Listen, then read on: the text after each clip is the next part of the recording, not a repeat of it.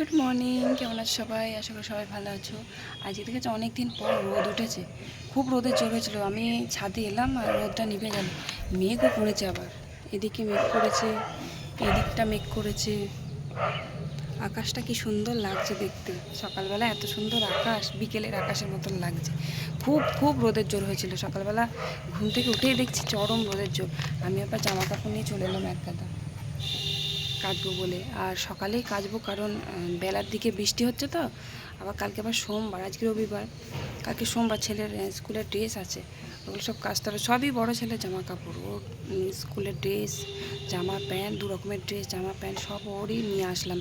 কেচে দিই, পড়তে টরতে যাবে সব। বৃষ্টিতে কয়দিন পড়তে গেছে তো, দিয়ে আসার সময় ভিজে গেছে। ওর ছাতাটা ভেঙে গেছে, ছাতাটা ঠিক করে দিতে হবে। যাই হোক, তো ওর জামা কাপড়গুলো না সব বৃষ্টিতে একটু একটু করে ভিজেছে, ওগুলো একটু সার্ফ দিয়ে দেবো, তাহলে গন্ধ হয়ে যাবে। বৃষ্টিতে ভিজলেই তো কেমন স্যাঁত স্যাঁতে একটা দুর্গন্ধ বার হয়। যাই হোক, আমার নিচের কাজ হয়ে গেছে, সব ঘরের কাজ হয়ে গেছে, বাসি কাজ। এখন জামা কাপড় কটা কাচবো, তাহলে আমার কাজ হয়ে যাবে। তারপর আবার রান্না করবো। কুবলু ঘুম থেকে উঠে পড়েছে, আমাকে ডাকছে। আমি বললাম আমি ছাদে আছি, তুই উপরে আয়। তো শুয়ে আছে, আসছে না, থাক। ছাদে এখন এই রোদ আসলে আর থাকতে পারবে না। কী রোদের জোর ছিল দেখো। ছাদে আমি আসলাম জামা কাপড়গুলো নিয়ে, আর রোদটা নিভে গেল। চলো কেচে ফেলি তাড়াতাড়ি।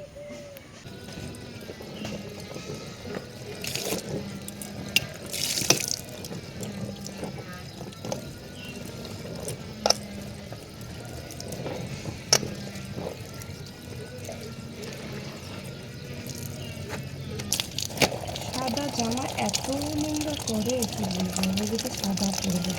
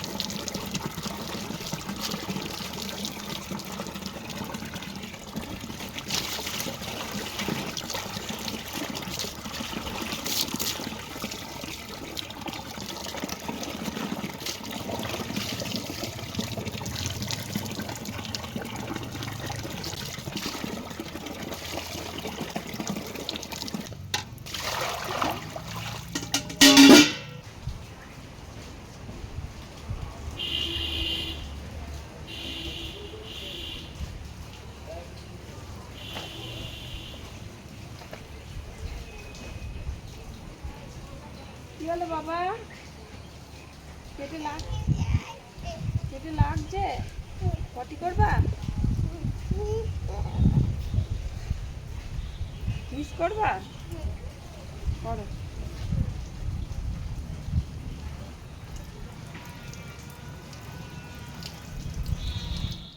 সকাল সকাল জামা কাপড়গুলো কেচে দিলাম, ভালো হলো। খুব রোদের জোর হয়েছে, শুকিয়ে যায় তো যাবে।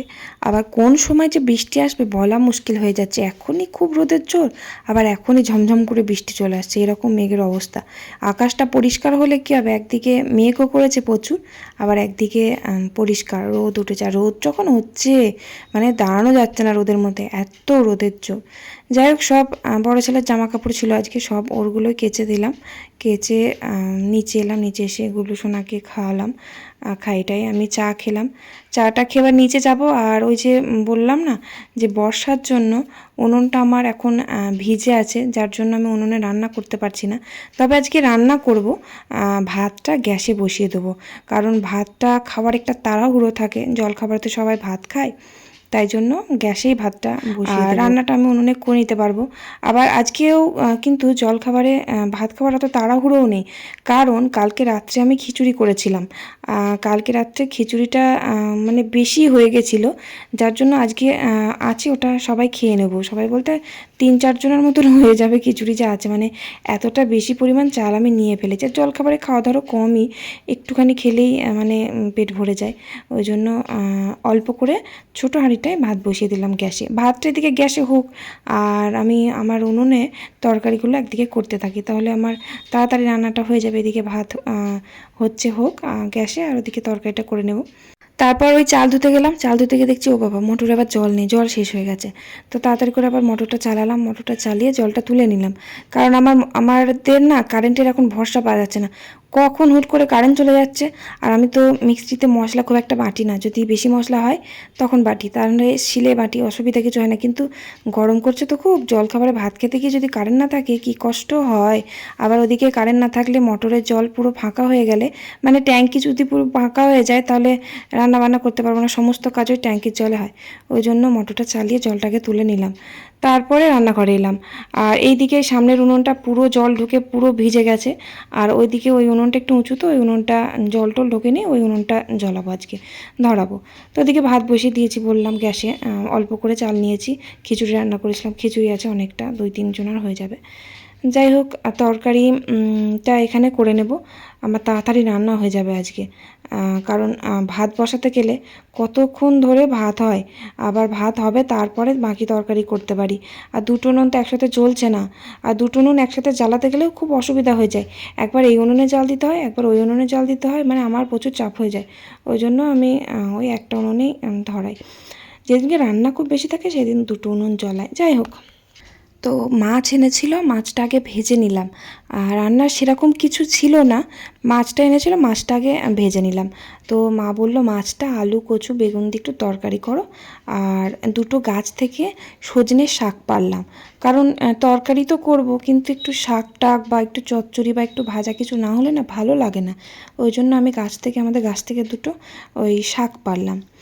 আর এই যে মাছের ঝোলটাও বসিয়ে দিয়েছি, কারণ মাছ তো আমার ভাজা হয়ে গেল, ওদিকে ভাতও হয়ে গেছে, নামিয়ে দিয়েছি। মাছ ভাজা করে নিয়ে আমি মাছের ঝোলটা বসিয়ে দিলাম। শাকটা তো বাছবো, তারপর তো ভাজতে হবে। শাক বাছবো একটা একটা করে, তারপরে আবার শাকটা সেদ্ধ করতে হবে, তারপরে শাকটা আমি ভাজতে পারবো। কারণ সজনে শাক কিন্তু একটু সেদ্ধ করে আমি জলটা ফেলে দিই, না হলে ভালো লাগে না খুব একটা। যাই হোক, মাছটা আলু কচু বেগুন দিয়ে ঝোল করে নিলাম। তারপরে সজনের শাকটা বেছে ভালো করে একটু কুচিয়ে নিলাম, কুচি একটু সেদ্ধ করে রসুন ফোড়ন দিয়ে ভাজি, রসুন আর শুকনো লঙ্কা দিয়ে আমি ভাজি এই সজনের শাক। আর সজনের শাক ভাজা আমার ভীষণ ভালো লাগে খেতে, সজনের শাক নাকি ভীষণ উপকারী, আমার খুব ভালো লাগে খেতে। একটু কচি কচি হলে বেশ নরম হবে খেতে, আর 5 মিশালি শাকের মধ্যে মিশিয়ে ভাজলে আরও ভালো লাগে। আমার ওপরে শাক ছিল, তবে ছাদে আর যাওয়া হয়নি, ছাদে গিয়ে একটা একটা করে শাক তুলতেও তো কত সময় লাগবে, আর গেলাম না। যাই হোক, তো তারপর সবাই বলে যে শাক ভাজা নাকি লাস্টে করতে নেই, লাস্টে ভাজতে নেই শাক। জানি না, আমি সবাই বলে যে শাক নাকি লাস্টে ভাজতে নেই, আগে নাকি ভেজে নিতে হয়। তো তার জন্য আমি আবার লাস্টে ওই চাল কুমড়ো ছিল ঘরে একটু, ওই চাল কুমড়ো একটু ভেজে দিলাম। আর চাল কুমড়োটা ভাজা খেতে ভালোই লাগে, আমি খেতাম না আগে কিন্তু এখন খাই, বেশ ভালো লাগে। আমার বড় ভালোবাসে, ওদিকে আমার জেঠু শ্বশুরও খুব ভালোবাসে চাল কুমড়ো ভাজা খেতে, তবে গরম গরম খেলে একটু বেশি ভালো লাগে। যাই হোক, তো চাল কুমড়োটা আমি ভেজে ফেললাম, ব্যাস চাল কুমড়ো ভাজা আর সজনের শাক ভাজা আর মাছের ঝোল, ব্যাস রান্না বান্না কমপ্লিট করে রান্নাঘরটাকে পরিষ্কার করে নিলাম। তো সব জামাকাপড় ভিজে গেল, রান্না হয়ে গেছে। রান্না বান্না কমপ্লিট করে আমি উঠোনে পাটকাঠিগুলো ছিল তুলছিলাম, তখনই মানে এমন ঝমঝম করে বৃষ্টি চলে এলো, একবারে দৌড়তে দৌড়তে আমার হাত লেগে গেল, জামাগুলো ভিজে গেছে, সব শুকিয়ে গিয়েছিলো। কী রোদের জোর ছিল আজকে, দেখো কিরকম মেঘ করেছে, দিকটা চারিদিকটা মেঘ করেছে, আবার বৃষ্টি হবে এক ছাট। এত রোদের জোর দেখে ভাবলাম আজকে আর বৃষ্টি হবে না, এমন বৃষ্টি হয়েছে দেখো জল জমে গেছে, ছাদটার অবস্থা খুব খারাপ।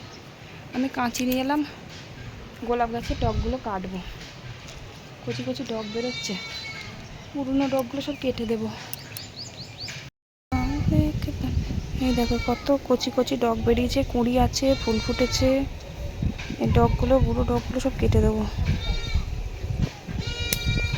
এইগুলো দিয়ে আবার নতুন নতুন এখানে একটা ডগ বের হচ্ছে, একটা কাটা যাবে না।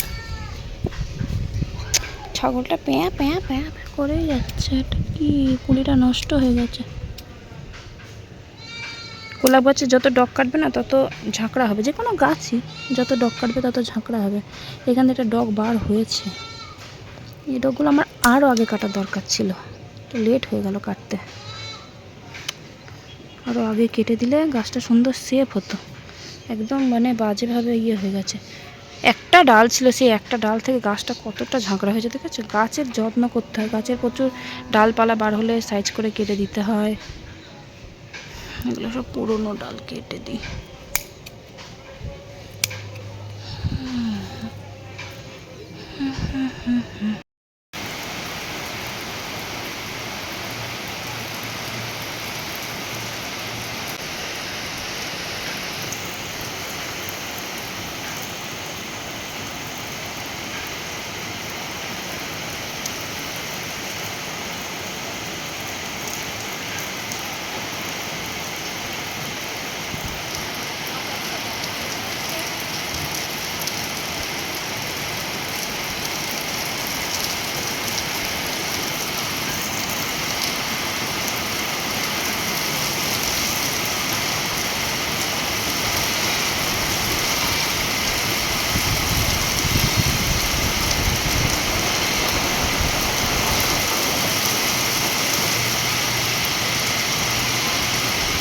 ভিজছে।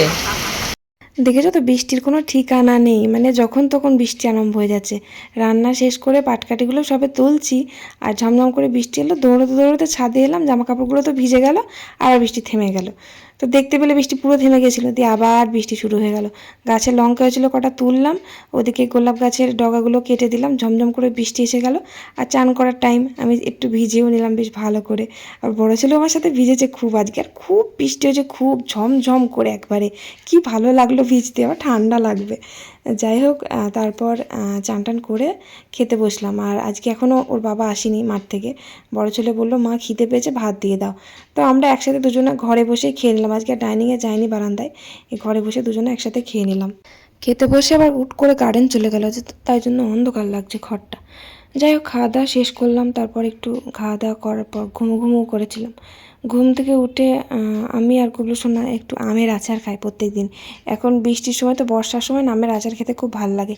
ওই সেই যে গুড়ের আচার করেছিলাম আম দিয়ে, ওই বর্ষার সময় এই আচারগুলো খেতে বেশি ভালো লাগে। সবাই খাই আমরা। আমার বড় দোকান যাওয়ার আগে একটু করে খেয়ে যায়, আর গুবলু সোনা ঘুম থেকে উঠে আচার করেই যায়। রোজ খায় না, ওই একটা দিন খেতে মন চাই খায়। যাই হোক, আমরা বসে বসে মা ছেলেতে বসে একটু করে আচার খেয়ে নিলাম। তারপর বিকেলবেলা একটু ছাদে এলাম। বিকেল তো না, প্রায় একটু গুলি হয়েই গেছে। তখন বৃষ্টি পড়ছিল না, দিয়ে গোলাপ গাছের ডগগুলো কাটতে পারিনি ঠিক মতন, খুব বৃষ্টি চলে এলো আর খুব ভিজেছি আচ্ছা করে তখন। তো কাঁটাগুলো আর তখন কাটা হয়নি, কাঁটা বলছি মানে ডালপালাগুলো। তো এখন একটু ভালো করে ছেটে দিলাম। আর বিকেলবেলা একটু ছাদে না হলে মনই ভরে না, মানে যত কাজই থাকুক না কেন বিকেলবেলা একটু ছাদে চড়তে না আসলে ভালো লাগে না। আমি এমনি তো কোথায় যাই না, বিকেলবেলা এদিক সেদিক তো ঘুরতে যাই না, কাজ হয়ে যায় একদম। তারপর ছাদে একটু ঘুরি, আর ছাদে ভালো লাগে বেশ একটু বাইরের আলো দেখতে, বিকেলবেলা আকাশটা দেখতে কি সুন্দর লাগে। গুবলু সোনা যেদিন থাকে আমার সাথে ওকে ছাদে নিয়ে যায়, আবার যেদিন থাকে না সেদিন আমি একাই যাই। বেশিরভাগ দিনই ছাদে আমি একা যাই, আবার মাঝে সাঝে একটু ওই যে ফেসবুকে রিলস বানাই, সেই জন্য আরও যাই। তো এবার মানে অতটা মানে সময় পাই না আমি যে রিলস বানানোর, ওই যেটুকু সময় পাই আমি ফেসবুকে রিলস বানাই। আর ফেসবুকে ধরো যারা কন্ট্যাক্ট করতে চাও, মানে ফেসবুকে আমাকে দেখতে চাও বা কথা বলতে চাও, তাহলে কিন্তু আমাকে ফলো করতে পারো ফেসবুকে। আমার ফেসবুক আইডিটা আমি তোমাদের দিয়ে দেবো, এখানে আগেও দিয়েছি, প্রিয়াঙ্কা সাধু খান বলে আমার ফেসবুক আইডি দেওয়া আছে। আর যাই হোক, তো তারপর সন্ধেবেলা সন্ধে দিলাম, সন্ধে টন্ধে দিয়ে দুই ছেলেই বললো যে ডিমের পোচ বানিয়ে দাও। তো ওই ডিমের পোচ বানিয়ে দিলাম দুজনকেই। ডিম সেদ্ধ খায়, আজকে আবার সেদ্ধ খাবেন না ওরা, তাই ওই পোচ বানিয়ে দেয়। গুবলু সোনাকে সন্ধ্যেবেলা একটু দুধ খাওয়াই, আজকে আর দুধটা একটু পরে খাওয়াবো, কারণ এখন ডিম খাচ্ছে তো। তো দুই ভাই মিলে এক জায়গায় দিয়েছি বসে, দুজন এক জায়গায় খাচ্ছে। মানে যখন ভাব হবে তখন ভীষণ ভাব, মানে ওদের মধ্যে মানে কোনো মারামারি জীবনেও হয় না। আর যখন ঝগড়া হবে মানে কেউ কাউকে চেনেই না, এমন ভাব হবে। মানে কি বলবো, দুই ভাইয়ের মধ্যে এরকমই হয়। মানে কি বলবো, আমি যখন ছোট ছিলাম তখন আমার দাদার সাথে ঝগড়া মারামারি লাগতো খুব। মানে ও মানে আমাকে দেখলে চলে যেত, মাঝে মাঝে পড়তে বসে বেশি ঝগড়া লাগতো।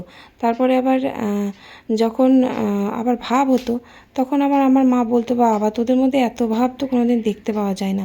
মানে এত ঝগড়া, পেন নিয়ে বেশি ঝগড়া হতো, মানে ওর অনেকগুলো পেন আছে, আমারও অনেকগুলো পেন লাগবে, এরকম একটা ঝগড়া হতো। আমার পেনগুলো কেড়ে কেড়ে নিয়ে নিত, আমার পুতুলগুলো নিয়ে নিত, আমার পুতুলগুলোকে নিয়ে হাত পা ভেঙে রেখে দিত, এই জন্য ঝগড়াটা বেশি হতো দাদার সাথে। যাই হোক, আমার ছেলেদের মধ্যে তো এইসব নিয়ে, খেলনা বাটি নিয়ে ঝগড়া নেই, মানে কোনো কারণে অকারণে দুজনের ঠুকোঠুকি লেগে যায়। কী কারণে লেগে যায় আমি বুঝতে পারি না। শুধু আমি মানে ওদের মারামারি থামাতে গিয়ে আমার নিজেরই বিরক্ত, এত বোঝায় কি বলবো। যাই হোক, তো আমি আমার জন্য রাত্রেবেলা রুটি দিয়ে ডিম ভাজা করলাম, মানে একটা ডিম ভাজি দিয়ে 2 পিঠ রুটি দিয়ে, মানে সেই এগ রোলের মতন করে খাই। আমার ভালো লাগে, আমার ভাত খেতে ভালো লাগে না, তাই আমি এই রুটিটাই খাই। চলো, ভিডিওটা ভালো লাগলে অবশ্যই লাইক করে একটা কমেন্ট করে দিও। ভালো থেকো সবাই। আজকের মতো tata, bye bye, good night.